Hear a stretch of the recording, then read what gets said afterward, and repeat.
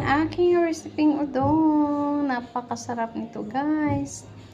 Kain na tayo. Tara na, guys. Magsisimula na tayong kumain. Luto tayo ng ating lunch.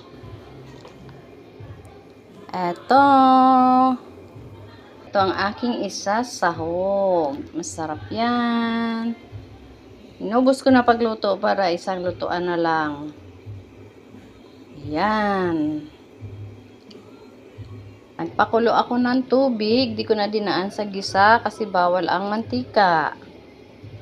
Lagyan ko ng bawang, buo ang bawang, sibuyas, nilakihan ko rin ng hiwa. Tsaka, sprinkled ng paminta. Eto yan, ang ilaho ko, udong. Masarap yung udong na yan.